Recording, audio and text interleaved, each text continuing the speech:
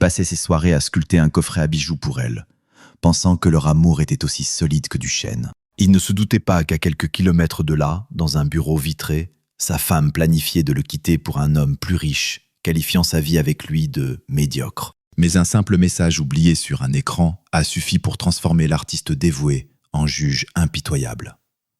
Elisa voulait du luxe, de l'éclat et de l'ambition. Elle pensait pouvoir manipuler Fernand indéfiniment. Ce qu'elle n'avait pas prévu, c'est que la trahison silencieuse appelle une réponse tout aussi silencieuse, mais dévastatrice. Fernand n'a pas crié.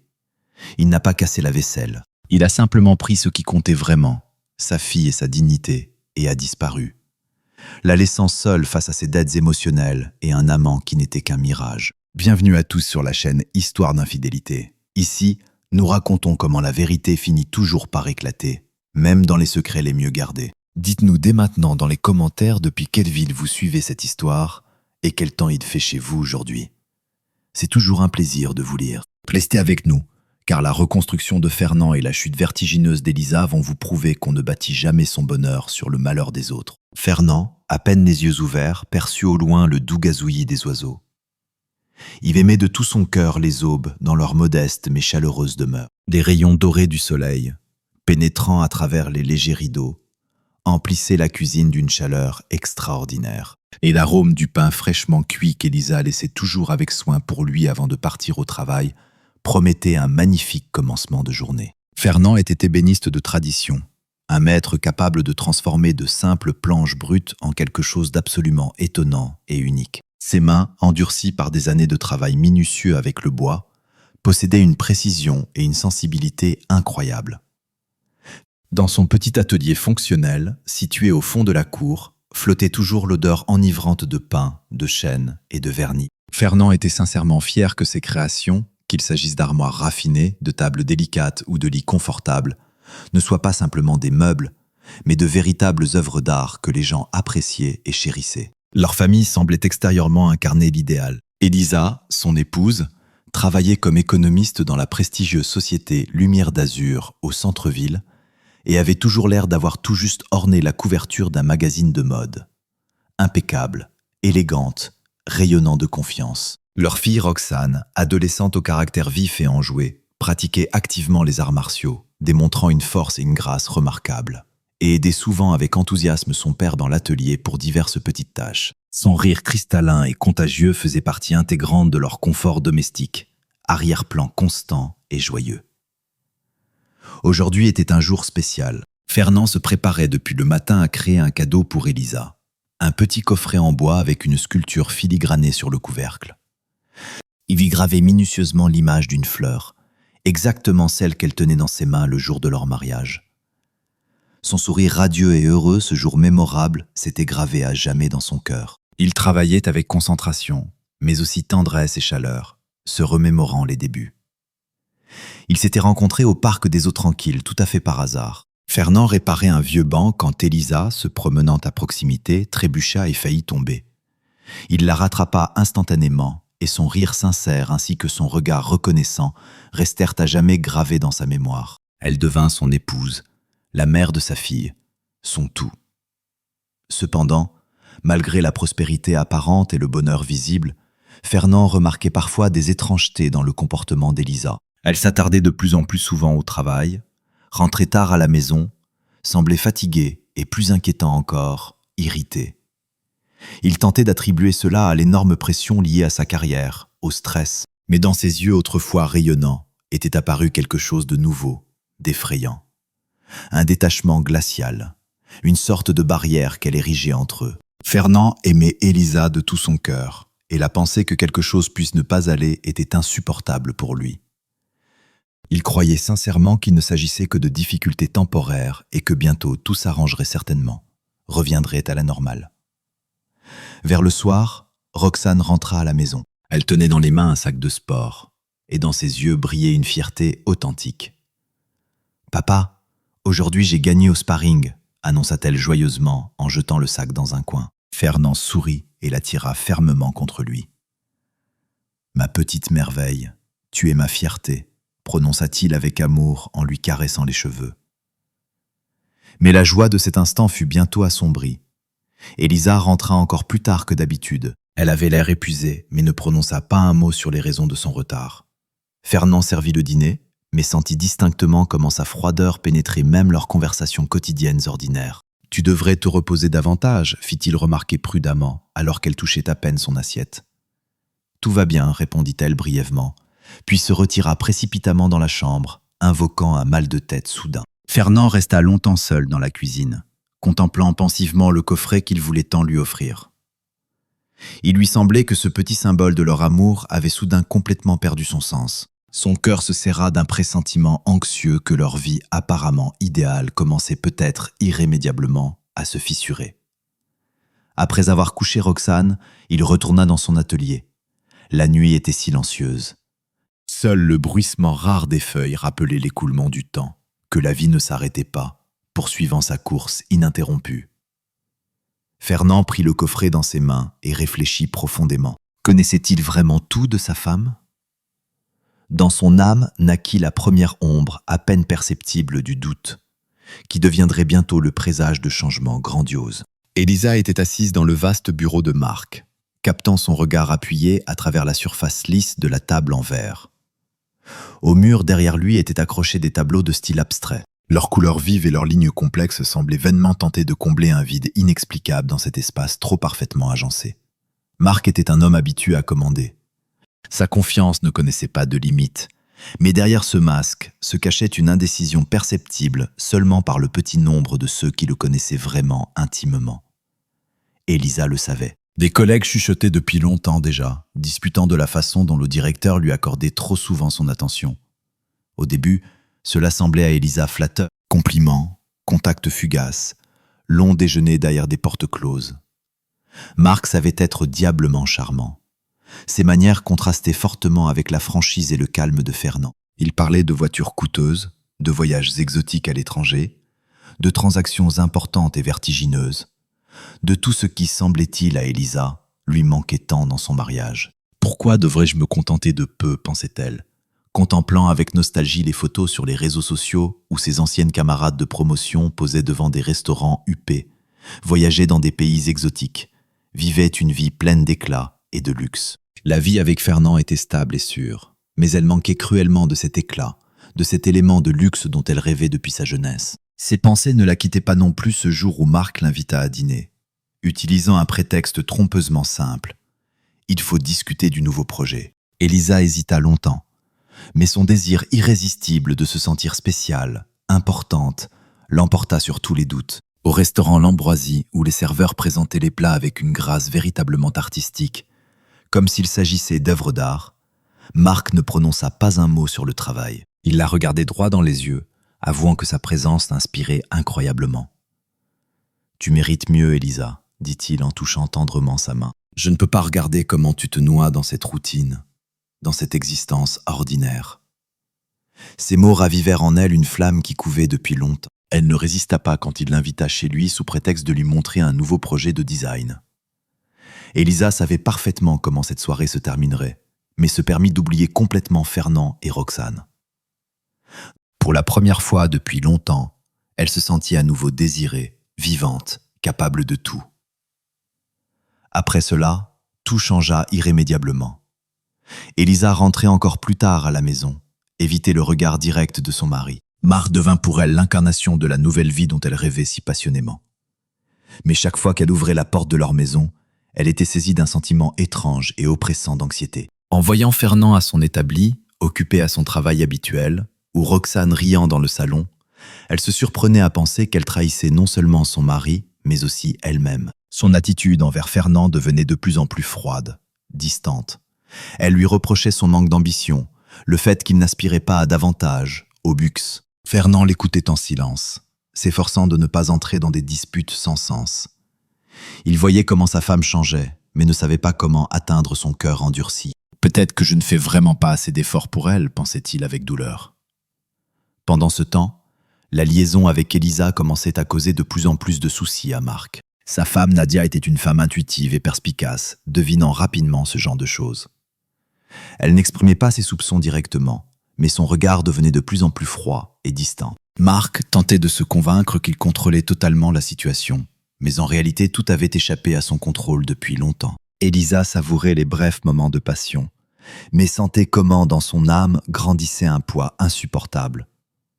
Chaque fois qu'elle rentrait à la maison, elle voyait Fernand à ses occupations habituelles. Il réparait quelque chose, préparait le dîner, aidait Roxane avec ses entraînements. Cette stabilité qu'elle avait autrefois tant appréciée ne suscitait maintenant chez elle que de l'irritation et même du dégoût. Une nuit, allongée au lit à côté de son mari, Elisa ne parvenait pas à s'endormir. Fernand dormait paisiblement. Sa respiration régulière et mesurée l'apaisait, mais en même temps suscitait une peur confuse et oppressante. Elle fixait le plafond, se demandant « Est-ce que je veux vraiment tout détruire, tout ce que nous avons construit pendant des années ?» Mais le lendemain, Marc se rappela à elle. Il lui envoya un message proposant de se rencontrer pendant la pause déjeuner. Elisa, saisie d'un mélange de honte et d'excitation, accepta à nouveau. « C'est seulement pour moi, pour mon avenir, se persuadait-elle, tentant d'étouffer la voix de sa conscience. Cependant, bientôt ses rêves d'une nouvelle vie brillante commencèrent à s'effondrer rapidement. Dans les relations avec Marc apparut une froideur inexplicable, comme si la passion s'était consumée sans avoir eu le temps de se développer en quelque chose de plus grand, de plus profond. Il parlait de plus en plus souvent des problèmes au travail et à la maison, de sa femme. Elisa comprit qu'elle n'était pas aussi importante pour lui, aussi unique qu'il l'était pour elle. Mais il n'y avait plus de retour en arrière possible. Elle se tenait au carrefour de sa vie, et chaque choix semblait mener à une catastrophe inévitable. C'était un jour de semaine ordinaire. Fernand terminait le travail sur une grosse commande, une massive table en chêne avec une sculpture délicate et raffinée sur les bords. Ses mains, comme toujours, travaillaient avec une précision et une assurance incroyables, mais ses pensées vagabondaient au loin. Elisa se comportait ces derniers temps de façon encore plus étrange. Elle semblait complètement détachée, évitait toute conversation, et leurs discussions habituelles du soir autour du thé avaient presque complètement disparu. Fernand tentait de trouver une explication. Stress au travail, fatigue banale, peut-être simplement un cafard temporaire. Mais une voix inquiète à l'intérieur chuchotait avec insistance que l'affaire était bien plus sérieuse qu'il ne pouvait l'imaginer. La journée commença à prendre une teinte sinistre quand Valentin, un vieil ami de Fernand, s'approcha de l'atelier. C'était un artiste, un homme créatif, légèrement excentrique, mais doté d'un flair étonnamment aiguisé pour les gens. « Salut Fernand, comment ça va ?» demanda-t-il en scrutant attentivement le travail de son ami. « Je vois que la table est presque prête, une beauté. » « Salut Valentin, oui, encore quelques détails et c'est bon. » Fernand continuait de travailler, s'efforçant de cacher son inquiétude grandissante. « Tu sais Fernand, j'ai entendu une histoire. Je ne sais pas comment te le dire, mais je pense que tu dois le savoir. » Fernand s'arrêta instantanément. Il posa son outil et se tourna lentement vers son ami. « Quelle histoire? Parle franchement, Valentin. » Valentin soupira, ne sachant manifestement pas par où commencer. « J'ai vu ton Elisa hier au centre-ville avec un homme. Ils avaient l'air, comment dire, pas vraiment de simples collègues. Au début, j'ai pensé que c'était une coïncidence, mais ensuite tu comprends toi-même. Le coup de marteau avec lequel Fernand travaillait le fit se figer. Il se taisait, sentant tout se retourner à l'intérieur. Sa première réaction fut une incrédulité totale. Elisa pouvait s'attarder au travail, être irritée, mais une infidélité, cela ne rentrait tout simplement pas dans sa tête. « Tu es sûr ?» demanda-t-il en essayant de garder son calme. « Oui, Fernand, désolé, mais j'ai pensé que tu devais le savoir. Ce ne sont pas mes affaires, mais… » Valentin partit, laissant Fernand dans le silence assourdissant de l'atelier. Il tenta de continuer à travailler, mais cette fois, le bois ne se laissait absolument pas faire sous ses mains. Chaque ciseau semblait étranger, chaque mouvement mécanique. Dans sa tête tournait le chaos. Fernand n'était pas homme à être enclin au soupçon. Mais maintenant il ne pouvait ignorer ce qu'il considérait auparavant comme étrange. Sa froideur, ses retours tardifs, l'évitement des conversations. Il commença à l'observer, s'efforçant de saisir les moindres signes qui pourraient confirmer ses terribles doutes.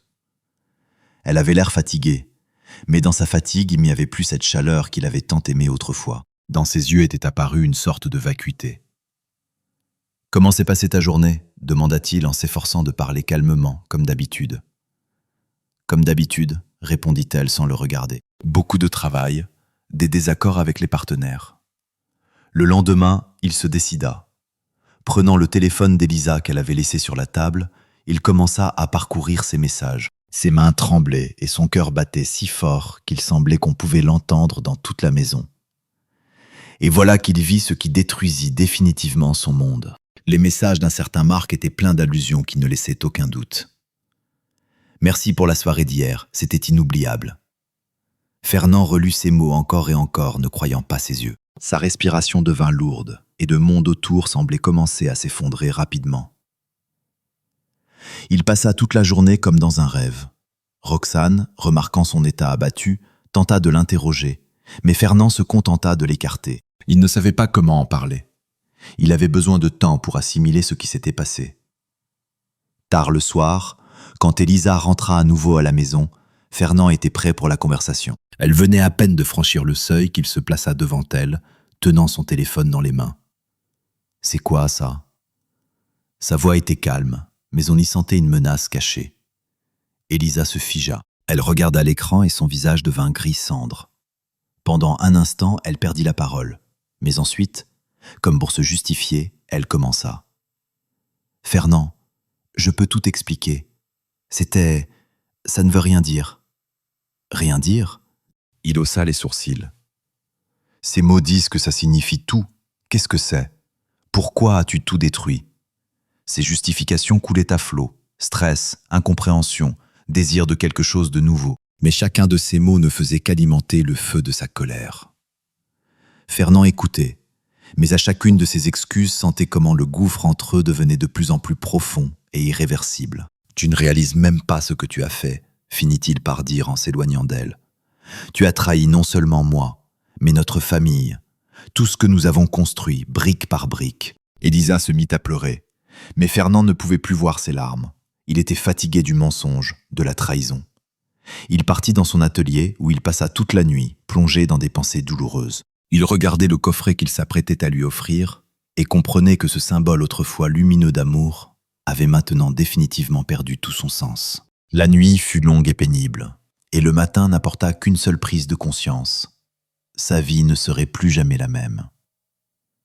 Fernand ne se rappelait pas comment il s'était endormi, mais le matin arriva de façon inattendue. À travers les fins rideaux de l'atelier filtrait une lumière pâle, éclairant le coffret inachevé. Ce petit ouvrage, autrefois symbole d'amour, semblait maintenant un symbole sombre de tromperie et de destruction. Fernand passa sa main sur la surface lisse du bois, comme pour en effacer cette douleur insupportable qui le transperçait de part en part. Elisa devait s'expliquer. Mais avait-il besoin de ces explications? Tout était déjà évident. Le message, son comportement changé, et ce froid qu'elle apportait à la maison ces derniers mois, tout parlait de soi-même. Quand Fernand rentra dans la maison, il trouva Elisa dans la cuisine. Elle était assise à table, tenant une tasse de café dans les mains, mais ne buvait pas. Son regard était fixé dans le vide, et son visage exprimait un vide intérieur. « Il faut qu'on parle », prononça-t-il. Elisa leva les yeux vers lui. Pendant un instant, y brilla quelque chose ressemblant à de la peur, mais elle se ressaisit rapidement. Elle était prête pour cette conversation, bien qu'elle espérât qu'elle n'aurait pas lieu si tôt. « D'accord, parle. » Sa voix résonna étonnamment ferme. « Pourquoi ?» demanda Fernand sans détourner son regard scrutateur. « Pourquoi as-tu fait ça ?» Elisa inspira profondément et détourna le regard, comprenant qu'il n'y avait plus aucun sens à cacher quoi que ce soit. « Fernand, je ne voulais pas que tout se passe ainsi, c'est juste... » Elle se tut, cherchant le mot. « C'est arrivé. Je sentais que j'étouffais. Notre vie, elle est tellement prévisible. Chaque jour la même chose, prévisible. » Fernand eut un sourire amer. « Tu dis ça comme si la stabilité était un défaut. Je me suis donné du mal pour nous, pour toi, pour Roxane. J'ai construit notre vie. » « Je sais. » Elisa haussa la voix, son visage rougit. « Mais je suis aussi un être humain. Je veux davantage. As-tu jamais pensé à ce que je veux, moi? Tu veux davantage ?» Fernand se pencha en avant. « Tu veux cet éclat? La richesse? Tu penses que ça te rendra heureuse ?» Elisa resta silencieuse.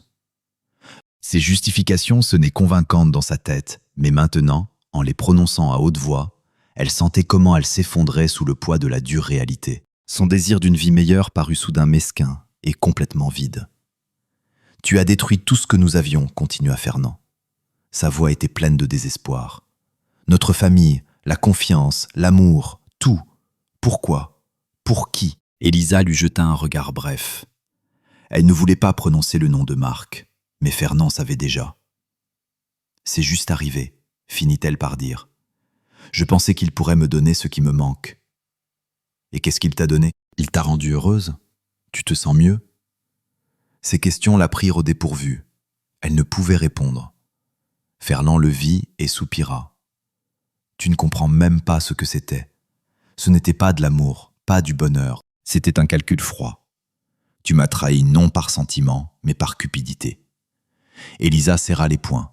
Je l'ai fait pour nous, s'écria-t-elle soudain. Pour notre fille. Je voulais qu'elle ait tout. Fernand se leva brusquement. Sa chaise recula avec fracas. Pour nous? Pour Roxane? Il rit, mais dans son rire il n'y avait pas une once de gaieté. Tu penses vraiment que la trahison améliore la vie de quelqu'un? Tu ne comprends même pas ce que tu dis. Elisa enfouit son visage dans ses mains. Elle ne pouvait plus cacher ses larmes, mais Fernand n'était plus touché par ses pleurs. Il était fatigué des justifications, du mensonge. « Je ne te crois plus, Elisa, dit-il enfin. Je ne sais pas qui tu es.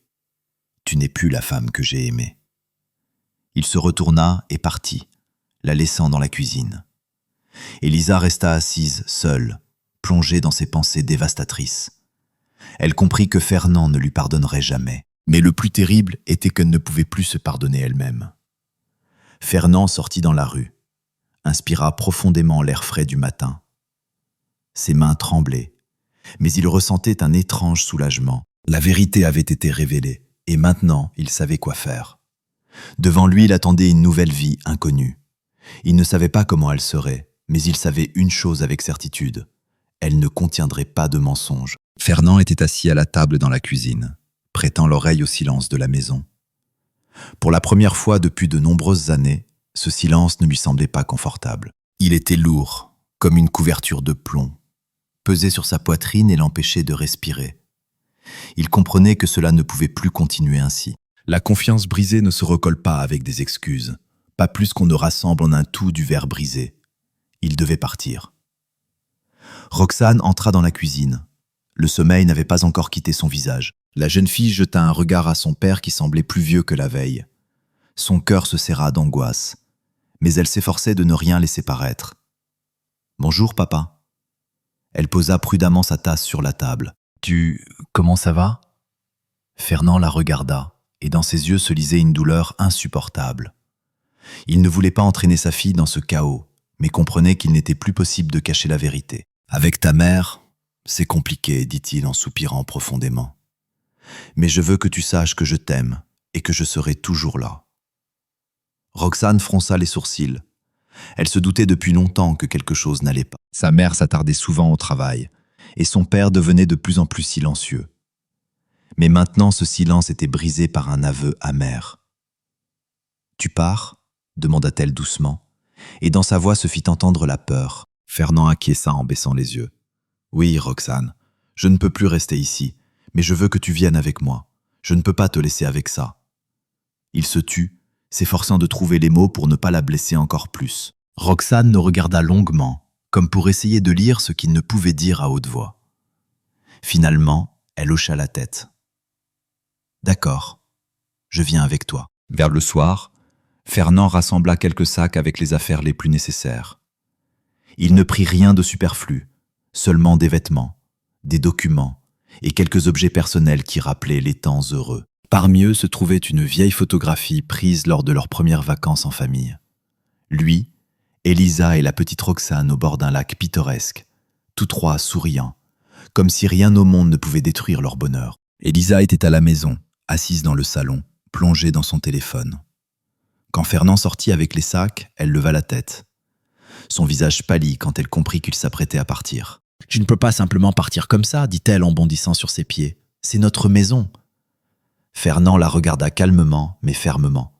« Cette maison n'est plus la nôtre. Tu l'as détruite. Tu as fait ton choix, Elisa, et maintenant je fais le mien. » Roxane !» Elisa se tourna vers sa fille en voyant qu'elle se tenait là avec un sac sur l'épaule. « Tu ne vas quand même pas partir. Tu vas rester, n'est-ce pas ?» Roxane regarda sa mère, et dans ses yeux, il y avait plus de compréhension qu'on aurait voulu pour son âge. « Maman, dit-elle en s'efforçant de parler calmement, je t'aime, mais je ne peux pas rester. Tu aurais dû y penser plus tôt. » Elisa fit un pas vers sa fille, mais celle-ci recula. Elle sentit son cœur se déchirer, mais ne savait comment arrêter ce qui se passait. Fernand et Roxane partirent, laissant Elisa dans la maison vide, où il n'y avait plus ni joie ni chaleur. Fernand et Roxane se dirigèrent vers la maison de son frère, Édouard. C'était une petite maison incroyablement chaleureuse en périphérie de la ville. Édouard les accueillit à bras ouverts malgré l'heure tardive. Sa femme Nadia mit immédiatement la bouilloire à chauffer et lui installa son frère et sa nièce à table sans poser de questions superflues. Fernand, bien que reconnaissant, sentait un poids dans sa poitrine. Ce n'était pas le nouveau départ qu'il s'était imaginé, mais il n'avait pas d'autre choix. Ici, il pouvait au moins commencer à reconstruire sa vie, la rassembler morceau par morceau. Le lendemain, Fernand partit à la recherche d'un nouveau lieu de vie. Il voulait trouver une maison plus proche de la nature, où il pourrait travailler avec son bois bien-aimé et être loin de l'agitation urbaine et de la douleur. Il eut de la chance. Il trouva une petite maison charmante mais vieillotte dans la forêt, non loin de la rivière. La maison avait besoin de réparation, mais Fernand y voyait même un avantage. Le travail manuel l'avait toujours aidé à s'oublier, à guérir ses blessures intérieures. Roxane le soutenait en tout. Elle aidait à peindre les murs, à défricher le jardin envahi, et le soir, ils s'asseyaient près de la cheminée, parlant de leurs projets d'avenir. Fernand savait que ce chemin serait long et difficile, mais dans ces moments-là, il sentait l'espoir qui s'embrasait dans son cœur. Le passé était derrière, mais pas complètement effacé. Elisa appelait parfois Roxane, tentant d'établir le contact, mais sa fille répondait sèchement et avec détachement. Fernand n'intervenait pas. Il considérait que Roxane devait décider elle-même comment construire sa relation avec sa mère. Lui-même ne voulait pas parler avec Elisa. Tout ce qui devait être dit avait déjà été dit. Maintenant, sa vie était ici, dans cette maison, aux côtés de sa fille, loin du mensonge et de la douleur. Elisa était assise à son bureau, qui lui avait autrefois semblé l'incarnation du succès. Son cabinet, aménagé dans un style minimaliste, ne l'inspirait plus. Sur la table gisait une pile de papier. L'écran de l'ordinateur clignotait de nouveaux courriels. Mais tout cela n'était qu'un arrière-plan à son désespoir intérieur grandissant. Elle ne parvenait pas à se concentrer. Les pensées sur comment Fernand et Roxane étaient partis ne la quittaient pas une minute.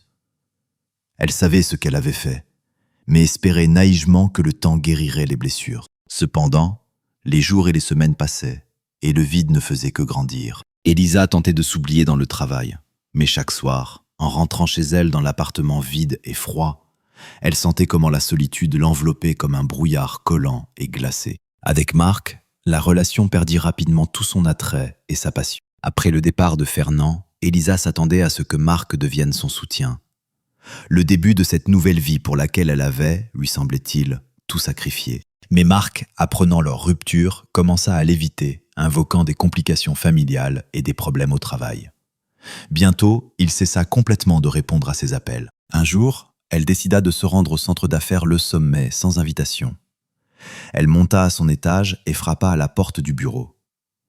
Quelques instants plus tard, la secrétaire l'ouvrit, regardant Elisa avec embarras. « Monsieur Marc est occupé en ce moment, dit-il en tentant de lui barrer le passage. « J'ai besoin de le voir, insistait-elle. À ce moment, une voix féminine retentit dans le couloir. Nadia, l'épouse de Marc, sortit du bureau voisin, jetant à Elisa un regard rempli d'un mépris glacial. « Vous vouliez quelque chose ?» demanda froidement Nadia. Elisa sentit une sueur froide perler sur son front. Elle tenta de s'expliquer, mais Nadia, sans attendre la réponse, ajouta « Si vous espérez que Marc me quittera, vous vous trompez lourdement. Il n'est même pas capable de se contrôler lui-même, sans parler de ses actes. » Après cette brève conversation humiliante, Elisa partit. Elle marchait dans les rues de la ville, se sentant écrasée et vidée. Ses pensées revenaient à Fernand. Bien qu'elle l'ait perdu par sa propre faute, elle ne pouvait se défaire du sentiment que c'était justement lui qui avait été son ancre et son havre de sécurité. Maintenant, tout cela était détruit. Pendant ce temps, la vie de Fernand commençait à s'améliorer. Sa nouvelle maison, bien qu'elle nécessitât beaucoup d'efforts et de réparations, se transformait progressivement en un lieu chaleureux et accueillant. Roxane trouvait de la joie dans les choses simples. Promenade en forêt, aide à son père dans les travaux de la maison. Fernand, inspiré par ce nouveau départ, décida d'ouvrir sa propre entreprise. Avec son frère Édouard, il loua un petit terrain pour installer un atelier, où il pouvait fabriquer des meubles et se consacrer à son métier bien-aimé.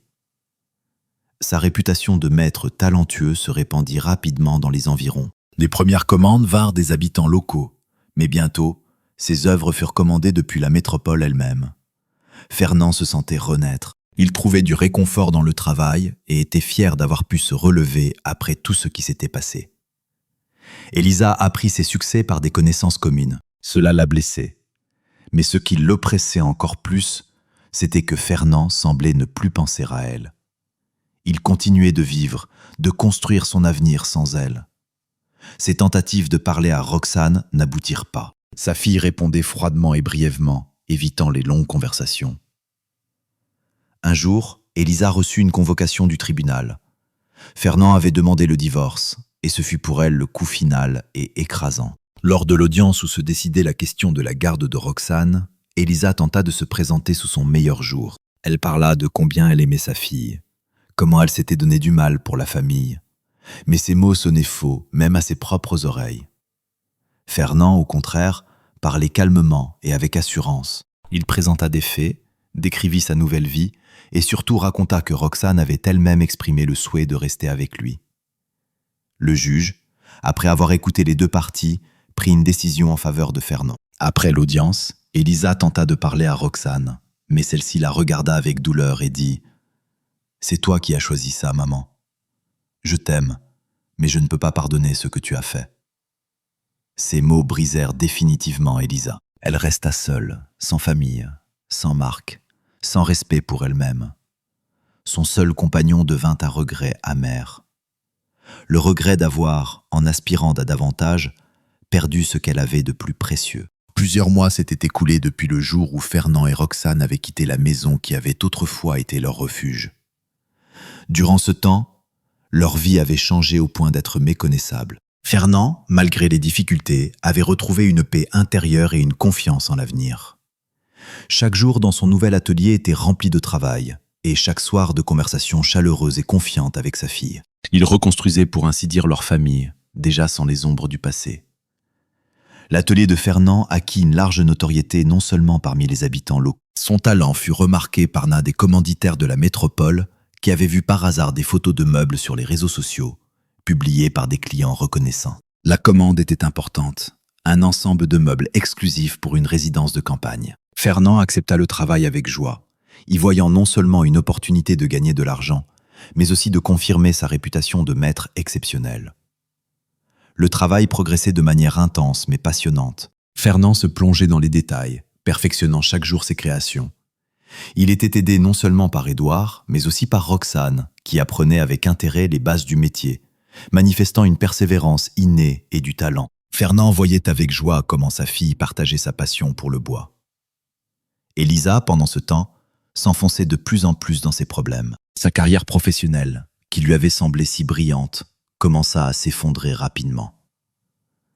Après l'histoire avec Marc, qui se détourna définitivement d'elle, les relations avec ses collègues se détériorèrent. Elle devint l'objet de moqueries et de rumeurs, et la direction fit clairement comprendre que sa réputation professionnelle ne correspondait plus aux standards élevés de l'entreprise. Quand Élisa perdit son emploi, elle resta dans une solitude complète dans sa maison vide et froide. Ses rêves de vie luxueuse dont elle avait autrefois rêvé se brisèrent en 1000 morceaux. Ses journées devinrent monotones et vides, remplies seulement de regrets et de reproches envers elle-même. Elle se souvenait comment Fernand avait toujours été là, l'avait soutenue, comment elle l'avait repoussé en poursuivant un mirage. Fernand, pendant ce temps, connaissait une chance incroyable.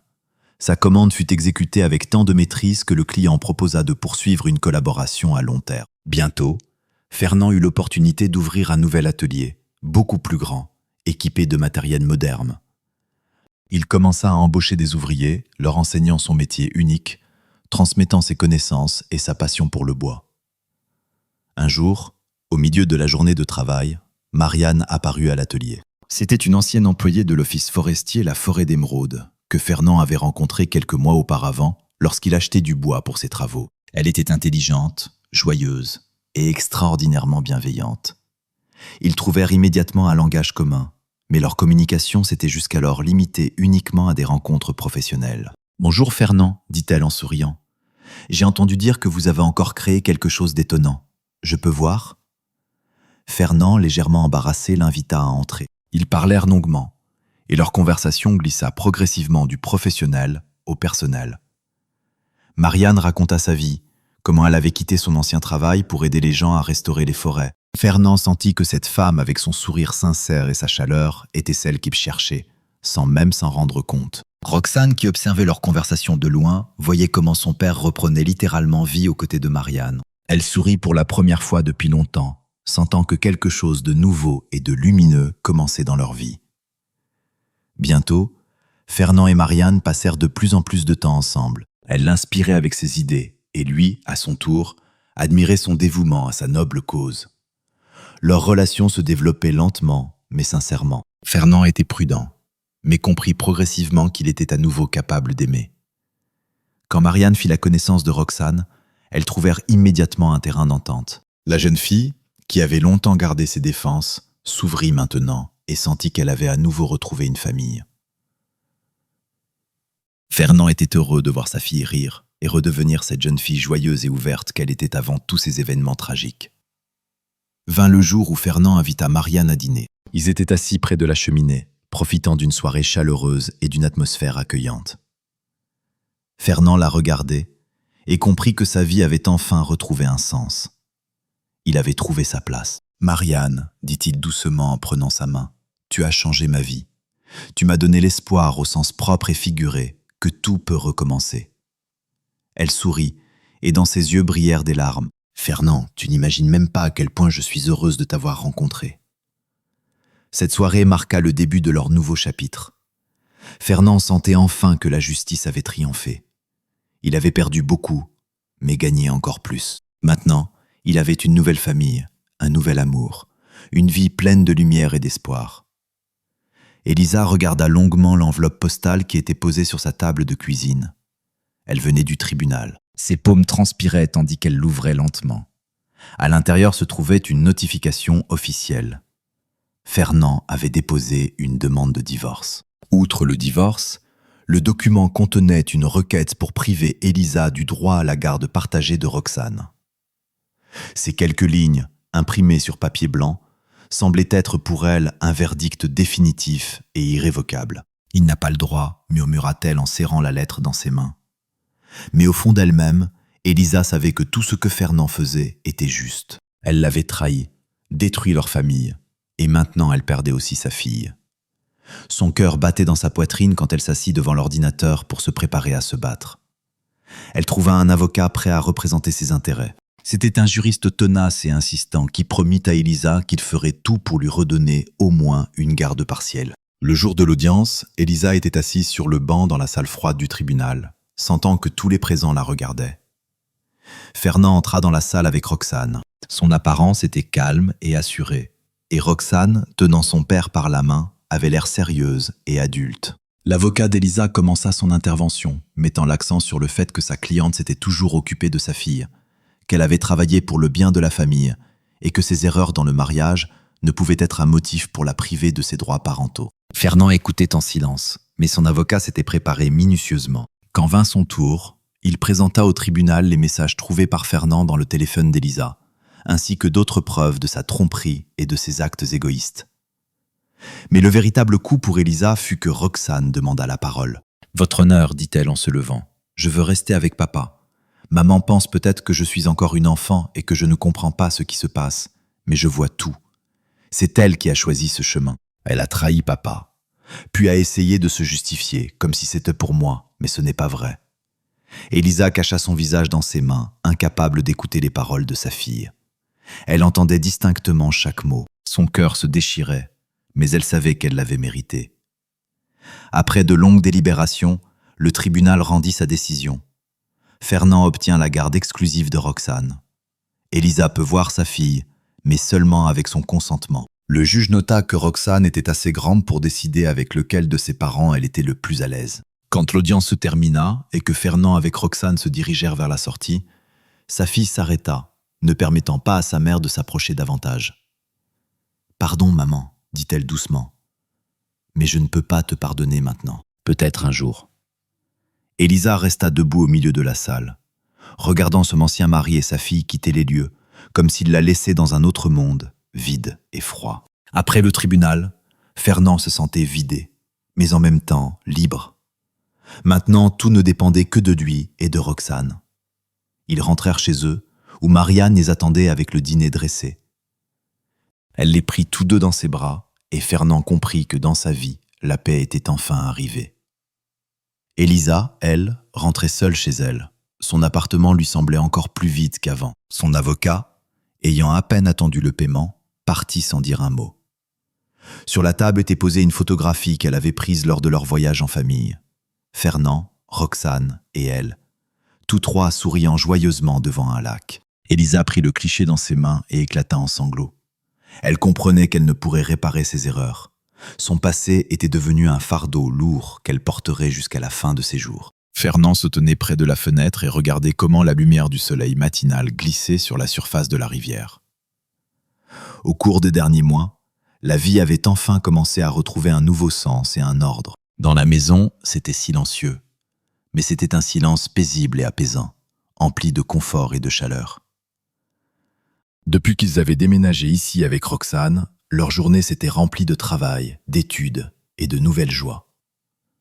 Dans l'atelier de Fernand, le travail bouillonnait avec animation. Sa réputation de maître de haut niveau s'était consolidée, et les commandes arrivaient non seulement des villes voisines, mais aussi de la capitale elle-même. Durant ce temps, il avait réussi à embaucher plusieurs assistants et à leur enseigner l'art du travail du bois, transmettant ses connaissances et son expérience accumulée. L'atelier s'était progressivement transformé en une petite production prospère, où régnait une atmosphère de créativité et de concentration. Roxane, ayant surmonté la douleur et la déception, trouva du réconfort dans le sport et dans un nouveau cercle d'amis. Elle reprit activement les arts martiaux et commença même à entraîner des jeunes filles plus jeunes, leur transmettant ses compétences et les inspirant à avoir confiance en elle.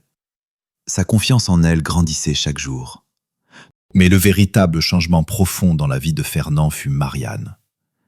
Elle était entrée dans sa vie avec douceur, sans exiger ni attendre beaucoup. Ils passaient les soirées en longues conversations près de la cheminée, discutant de la vie, de la nature et de leurs rêves. Marianne aidait Fernand au jardin, et le week-end, ils organisaient des pique-niques au bord de la rivière, où ils riaient et profitaient de joies simples, mais si importantes. Un soir chaud, alors qu'ils étaient assis sur le perron avec Marianne, Fernand se décida. « Tu sais, Marianne, commença-t-il en regardant le ciel pourpre illuminé par les derniers rayons du couchant. Pendant longtemps, j'ai pensé que je ne pourrais plus faire confiance à quelqu'un, ouvrir mon cœur. Mais tu as tout changé. Tu m'as donné l'espoir, au sens propre et figuré. » Elle sourit, inclinant légèrement la tête.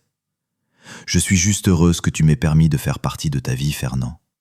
Nous avons tous droit à une seconde chance. » Fernand serra sa main et plongea son regard dans le sien, plein de chaleur et d'attention. Il comprit qu'il était prêt à franchir la prochaine étape, la plus importante. « Marianne, je veux que tu fasses partie de notre famille, pas seulement comme amie ou compagne.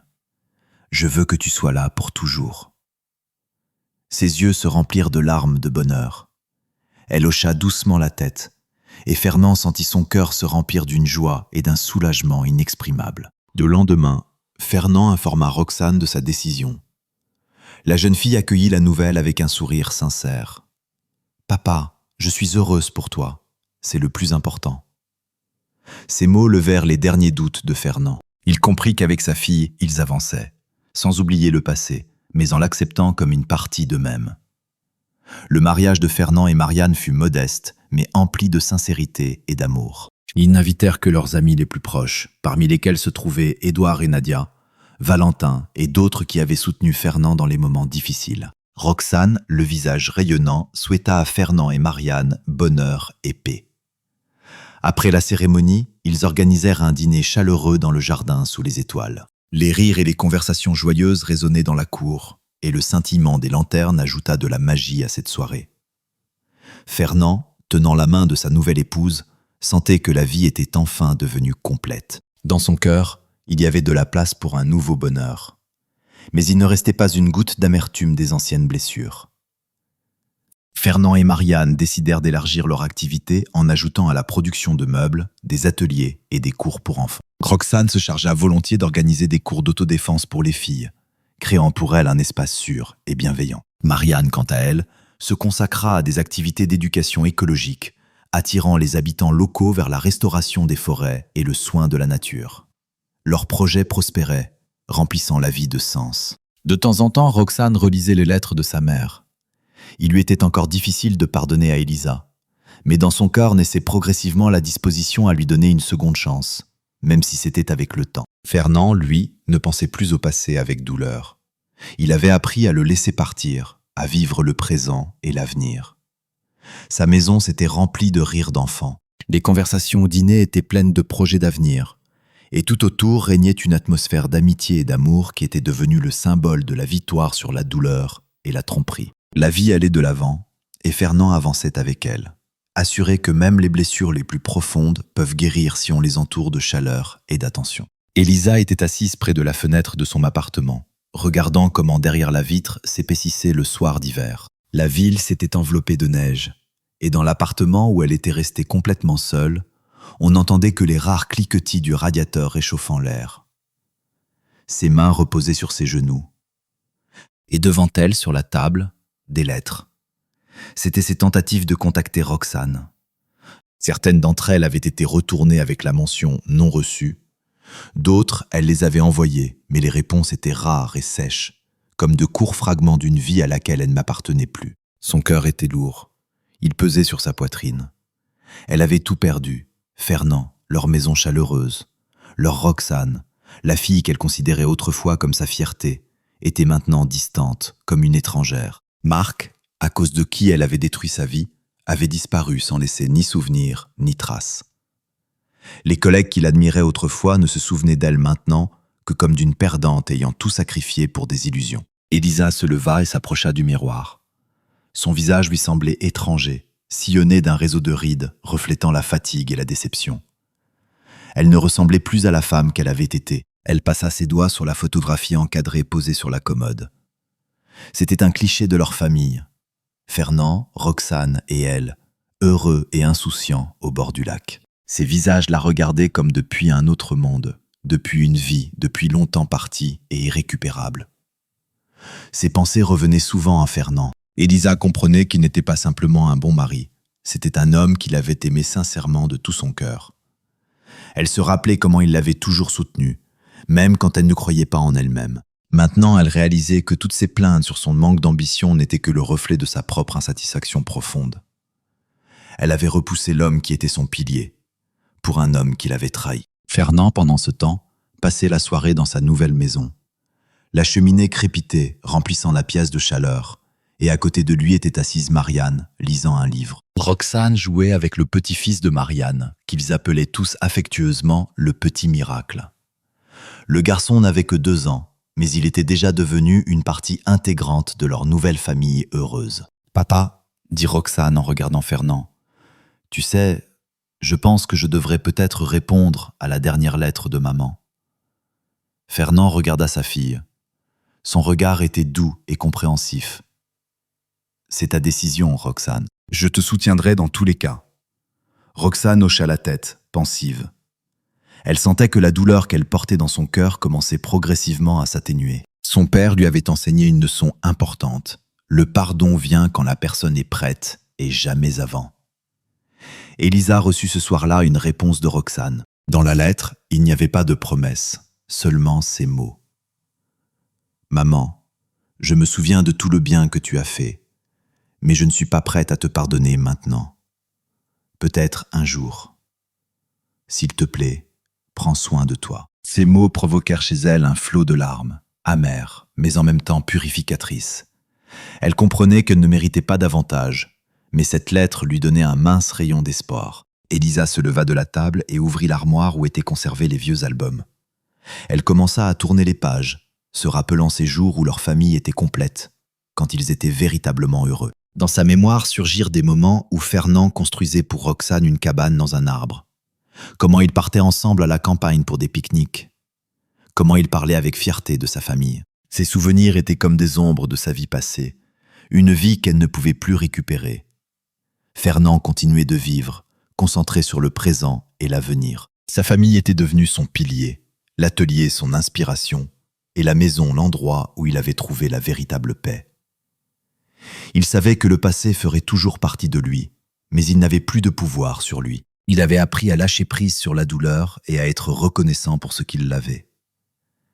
Elisa, au contraire, vivait dans un monde de regrets, mais au fond d'elle-même, elle commençait à comprendre que son seul chemin vers la réconciliation avec elle-même n'était pas d'essayer de récupérer ce qui était perdu, mais d'apprendre à vivre avec et de racheter ses erreurs. Elle trouva un nouveau travail, commença à faire du bénévolat dans un centre d'aide aux femmes en situation difficile. Chaque jour, elle essayait de trouver un nouveau sens, même à travers la douleur. Le temps passait, mais les vies de Fernand et Elisa continuaient de couler dans des cours différents. Fernand avait trouvé son bonheur, et Elisa avait appris à accepter ses erreurs. Ils ne se croisaient plus, mais chacun d'eux avait tiré sa leçon de cette histoire. Fernand sur la force du pardon et du nouveau départ. Elisa sur le prix de la trahison et la nécessité de chérir ceux qui vous aiment sincèrement.